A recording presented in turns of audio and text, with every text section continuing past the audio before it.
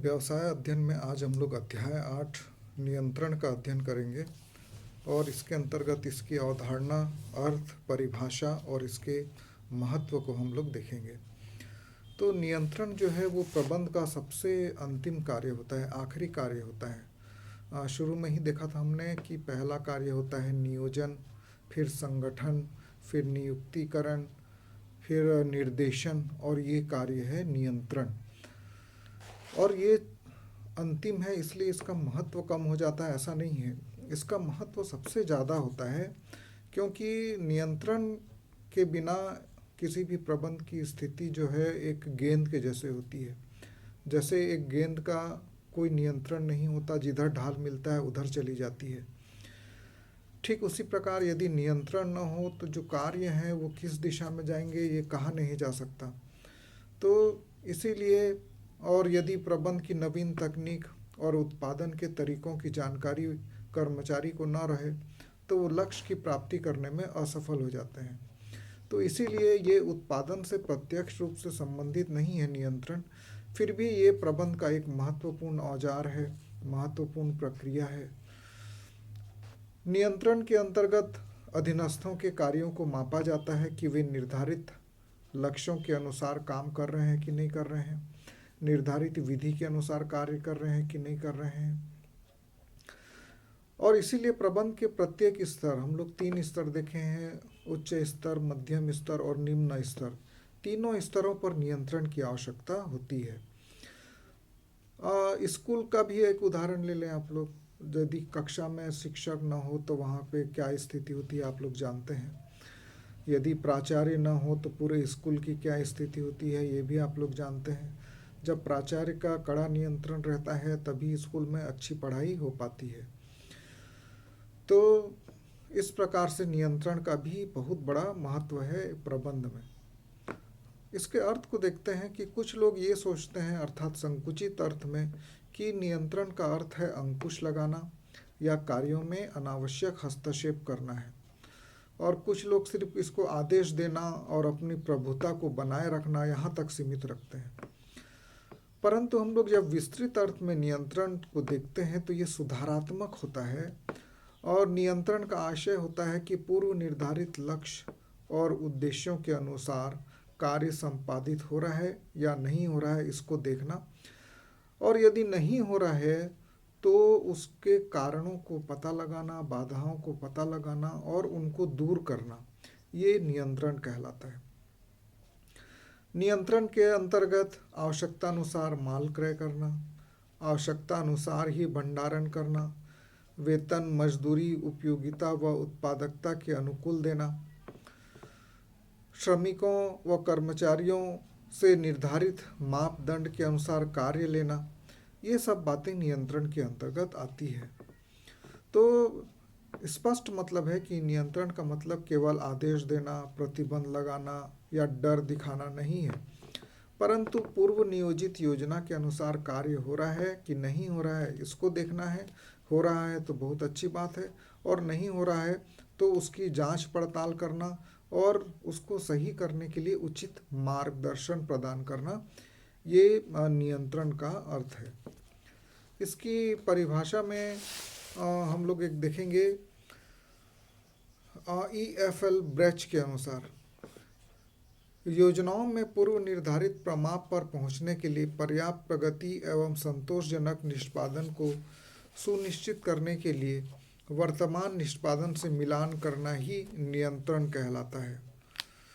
और एक परिभाषा हम लोग देख सकते हैं मैसी के अनुसार, नियंत्रण एक प्रक्रिया है जिसके द्वारा वर्तमान निष्पादन का मापन किया जाता है और कुछ पूर्व निर्धारित लक्ष्यों की प्राप्ति के लिए मार्गदर्शन प्राप्त किया जाता है। यहाँ 10 परिभाषाएं हैं, जो भी आप लोग को अच्छी लगे उसको आप लोग लिख लीजिएगा और याद भी कर लीजिएगा। अब हम लोग कुछ नियंत्रण की विशेषताओं को, जिसको लक्षण भी बोलते हैं या प्रकृति भी बोलते हैं, उसको हम लोग देखेंगे। तो जो भी हम लोगों ने नियंत्रण के बारे में जाना है उसके आधार पर हम लोग उसकी विशेषता में कह सकते हैं कि नियंत्रण एक प्रबंधकीय कार्य है, अर्थात जो प्रबंध जो होता है, जो इस उच्च स्तर का होता है, उसका कार्य है। नियंत्रण करने का काम भी जो प्रबंधक होते हैं या जो बड़े अधिकारी होते हैं उनका होता है, और आवश्यक होने पर वो विभिन्न विशेषज्ञों और सहायकों की सलाह ले सकता है, लेकिन काम उच्च प्रबंध का ही होता है नियंत्रण करने का। यदि कोई छोटा कर्मचारी जो पद में छोटा है, वो उसको नियंत्रण का काम दे दें तो नहीं कर पाएगा, उसके बातों को कोई मानेगा नहीं। इसलिए हमेशा ये काम उच्च प्रबंध का होता है या जो शीर्ष अधिकारी हैं उनका होता है। दूसरा, नियंत्रण प्रबंध के सभी स्तरों पर इसकी आवश्यकता होती है।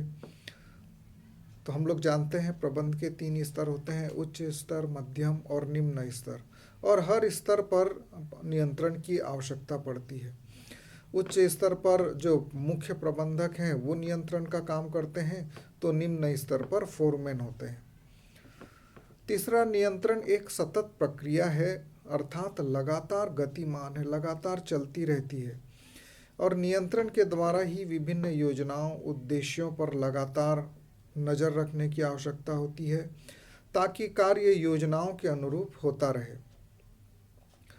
चौथा, नियंत्रण भविष्यात्मक होता है, अर्थात नियंत्रण का उद्देश्य वर्तमान त्रुटियों और कमियों को दूर करना और भविष्य में ये त्रुटियां न हों इसके लिए सुधारात्मक कदम उठाना होता है।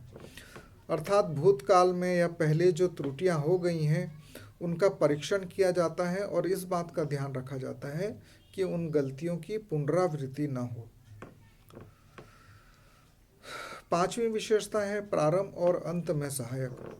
नियंत्रण का संबंध किसी उपक्रम की प्रारंभिक अवस्था और अंतिम अवस्था से भी है। प्रारंभिक में बहुत ज़्यादा ज़रूरत पड़ती है क्योंकि विभिन्न योजनाओं, अनुमानों और लक्ष्यों को निर्धारित करते समय नियंत्रण बहुत आवश्यक है, और जब अंतिम काल में जब संपत्तियों का बंटवारा होता है तब भी नियंत्रण बहुत आवश्यक है। नियंत्रण व्यक्तियों से संबंधित है, न तो ये फर्म से, न तो पशुओं से, न ही किसी कंपनी से संबंधित है, परंतु ये मनुष्यों से ही संबंधित होता है। सातवां, नियंत्रण हस्तक्षेप नहीं है। हस्तक्षेप करना, कार्य में बाधा पहुंचाना, ये एक नकारात्मक प्रक्रिया है, जबकि नियंत्रण न तो हस्तक्षेप करता है न ही बाधा पहुंचाता है, बल्कि जो बाधा आती है उसको दूर करने का प्रयत्न करता है। तो इस प्रकार से जो नियंत्रण है वो हस्तक्षेप नहीं है, ये एक सकारात्मक प्रक्रिया होती है। आठवां बिंदु देखेंगे, नियंत्रण सुधारात्मक कार्रवाई है। जैसा कि इसके पहले वाले बिंदु में हम लोगों ने देखा, ये सकारात्मक है, ये न तो बाधा उत्पन्न करता है न ही हस्तक्षेप करता है, परंतु जो त्रुटियां आ रही हैं उनको सुधारने के लिए सुझाव देता है, सुधारने के लिए प्रयास करता है। तो इस प्रकार से ये सुधारात्मक कार्रवाई है ताकि गलतियां दोबारा ना हो सके। नियंत्रण नकारात्मक और सकारात्मक दोनों होता है, पॉजिटिव और नेगेटिव दोनों होता है। सकारात्मक के अंतर्गत स्वीकार करने योग्य और अच्छे कार्यों को प्रोत्साहित करता है और जो अनावश्यक कार्यों को प्रतिबंधित भी करता है।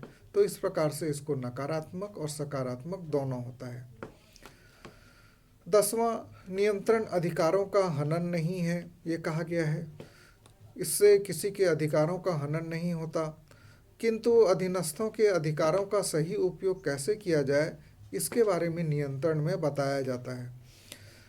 जबकि श्रमिक लोग ये मानते हैं कि नियंत्रण से उनके व्यक्तिगत स्वतंत्रता का हनन होता है, जो कि एक गलत बात है। नियंत्रण का आधार नियोजन है, अर्थात जब तक नियोजन नहीं होगा नियंत्रण किसका करेंगे। तो नियोजन के आधार पर जो योजना बनाई जाती है और उस योजना के अनुसार हमारे कार्य हो रहे हैं कि नहीं, ये देखना नियंत्रण का काम है। उसके बाद नियंत्रण एक प्रणाली है। नियंत्रण अपने आप में पूर्णतः एक प्रणाली है, एक सिस्टम है जो अपने ढंग से काम करती है और इसकी एक निश्चित विधि है जिसका पूर्ण पालन करना पड़ता है, और नियोजन को आधार मानकर यह एक स्वतंत्र प्रणाली है। जैसे कि न्यायपालिका देश में स्वतंत्र है और यह संविधान को आधार मानकर काम करती है, तो ठीक उसी प्रकार से नियोजन को आधार मानकर नियंत्रण की प्रणाली कार्य करती है ताकि पूरी योजनाओं पर नियंत्रण रखा जा सके।